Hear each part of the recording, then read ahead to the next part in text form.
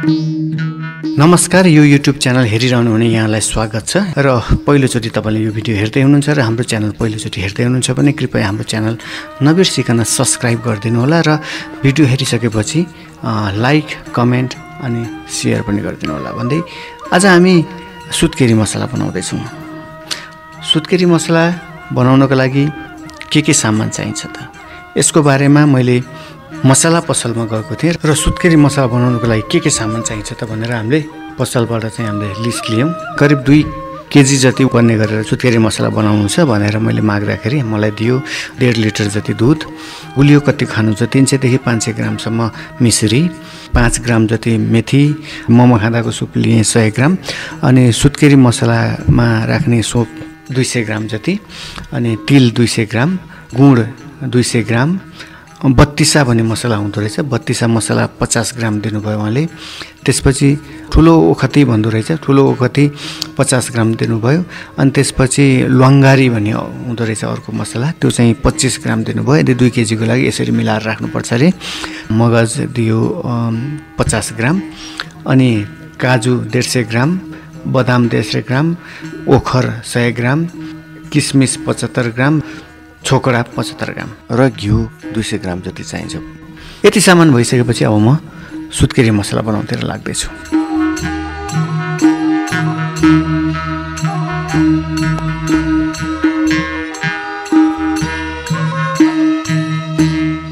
सबैभन्दा पहिला मैले यो काजु र बदामलाई चाहिँ मैले माइक्रोवेभमा चाहिँ ड्राई गरेको छु। तर तपाईले माइक्रोवेभ छैन भने एउटा प्यानमा तताएर हल्का फ्राई गरे हुन्छ, किनभने यो ओसिएको नहोस्, अलि स्वारो भएर ग्राइन्ड गर्न सजिलो होस् भनेर फ्राई गर्ने हो। फ्राई गर्नै पर्छ भन्ने छैन, नगर्दा पनि फरक पर्दैन, गर्दा राम्रो। मैले माइक्रोवेभमा गर्दैछु। अनि प्यान तताएँ, मैले त्यसमा चाहिँ सबैभन्दा पहिला तिल भुट्दैछु।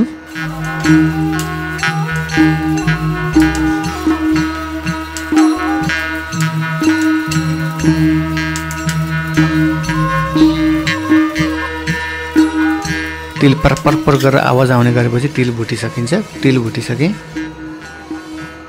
तिल झिके, त्यसपछि अब म त्यो सोप, मोमो खाँदाखेरिको सोप त्यो भुट्दैछु।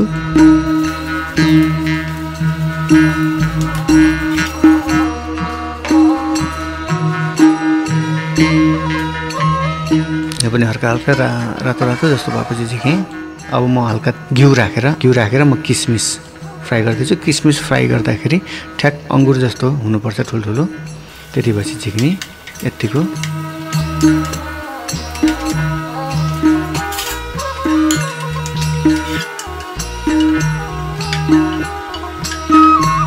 किसमिस झिकेपछि त्यसैमा ओखर र छोकडा राखेर फ्राई गरेँ।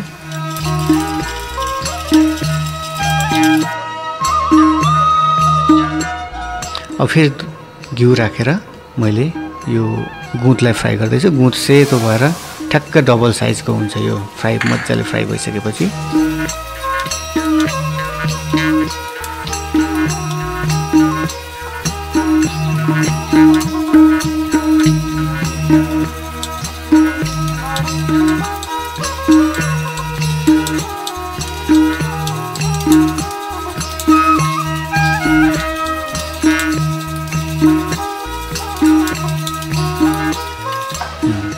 सेतो दाना हुन्छ। अब यो भइसकेपछि अब म अर्को भाँडामा चाहिँ मैले दुध तताउँदैछु।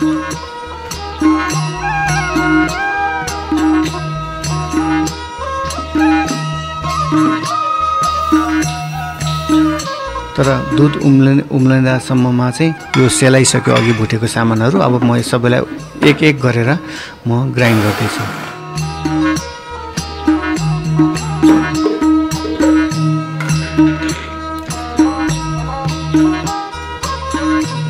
अहिले मैले सोपलाई ग्राइन्ड गरेँ, त्यसपछि म तिललाई ग्राइन्ड गर्दैछु।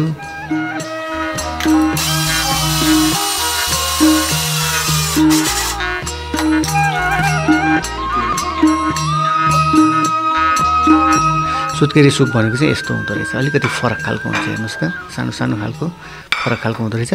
यो पनि मैले ग्राइन्ड गरेँ।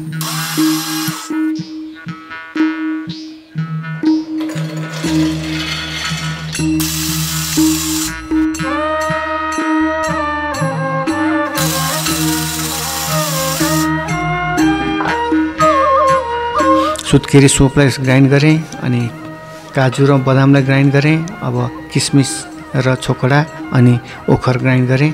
ग्राइन्ड गरेपछि यसरी धुलो धुलो बनाएर तयार गरियो सुत्केरी मसला। अब एउटा भाँडामा दुध तताइसकेको छु। अब म मिश्रीलाई पनि मैले ग्राइन्ड गरेको छु। ग्राइन्ड गर्दा सजिलो, चाँडै घुल्छ भनेर हो। ग्राइन्ड नगर्दा पनि फरक पर्दैन। मिश्री किन राख्ने, चिनी किन नराख्ने, तपाईँलाई यो पनि प्रश्न आउनसक्छ। चिनी र मिश्री दुइटै गुलियो हो, तर चिनी चाहिँ फ्याक्ट्रीमा रिफाइन गर्नको लागि विभिन्न केमिकल प्रयोग गरेर सेतो बनाएर रिफाइन गर्दाखेरि त्यसको फाइबरहरू गइसकेको हुन्छ। त्यो फाइबर गएको भएर स्वाद मात्र दिन्छ। मिश्रीमा के हुन्छ भने फ्याक्ट्रीमा त्यो केमिकल राखेर चिनीलाई शुद्ध सेतो बनाउनुभन्दा अगाडि अलि पहेँलो खैरो खैरो हुँदा जुन उखुको रस सँगसँगै निस्किने हरियो अलि फोहोर खालको जस्तो देखिँदाखेरि ब्राउन सुगर भन्छौँ नि हामीले, खैरो खालको चिनी हो। त्यो चिनीलाई पकाएर पानीमा पकाएर अनि त्यसमा चाहिँ अलिकति दुध राखेर अनि 7-8 घन्टा जति छोपेर राखेपछि मिश्री बन्दो रहेछ। यो मिश्री चाहिँ त्यो केमिकल राखेर चिनी बनाउनुभन्दा अगाडिको प्रोसेसको चिनीबाट बन्ने भएको भएर अलि यो फाइबर यसमा हुँदो रहेछ र जुन फाइबरले गर्दा पाचन शक्तिमा चाहिँ सहयोग गर्छ। त्यही भएर मिश्री राख्ने भन्ने हो। मिश्री राख्दा राम्रो, त्यही भएर मैले मिश्री नै राख्दैछु र मिश्री मैले यसरी ग्राइन्ड गरेँ।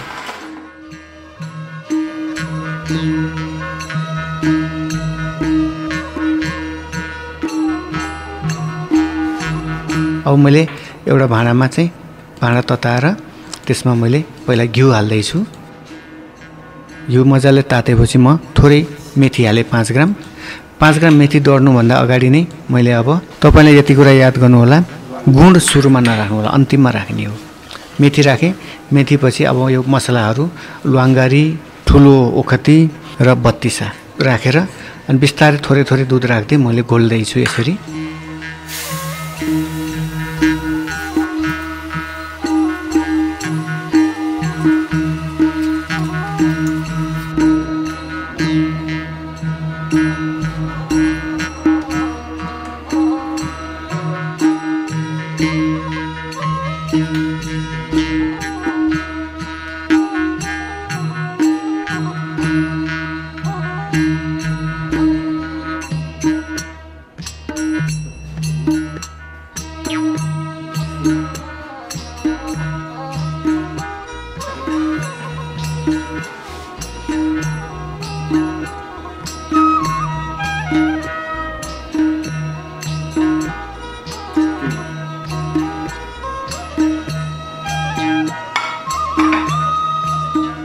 अब यी सबै 3टा मसला राखिसकेपछि अब म पहिला सुत्केरी सोप राखेँ।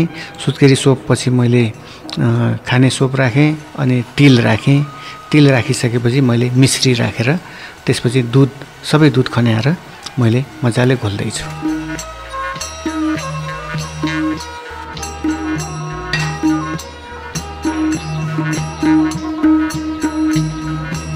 यसरी घोल्दै घोल्दै जाँदा दुध करिब करिब सुकेर चाहिँ एकदमै मजाले बाक्लो हुन थालेपछि अनि बल्ल म राख्दैछु काजु र बदामको धुलो।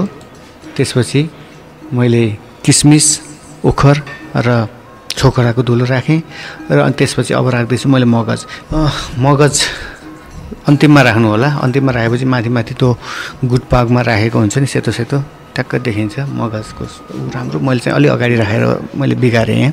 तपाईँले पछाडि राख्नु होला। पछाडि राख्यो भने सेतो सेतो ट्याक्क माथि टपिङ गर्दाखेरि माथि माथि बस्छ, राम्रो हुन्छ। यसलाई मगज पकाउनु चाहिँ पर्दैन। मगज राखिसकेँ। अब मगज राखेपछि मगज राख्नुभन्दा अगाडि चाहिँ तपाईँले राख्नु होला गुँड।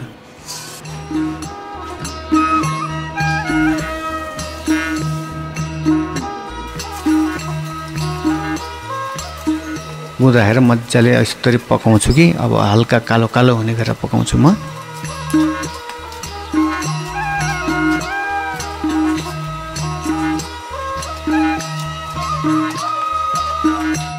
यसरी पकाएँ। बस मजाले पकाएर दुध सुकेर गएपछि सुत्केरी मसला तयार भयो।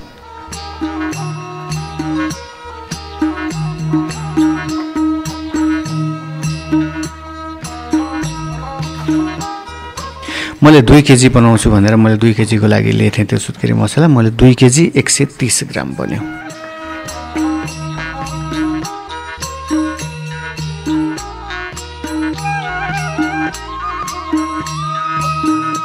मिठो छ, स्वादिलो छ, पोसिलो पनि अवश्य हुन्छ।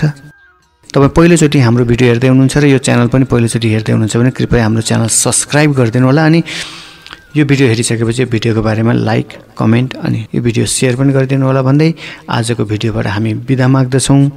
नमस्कार।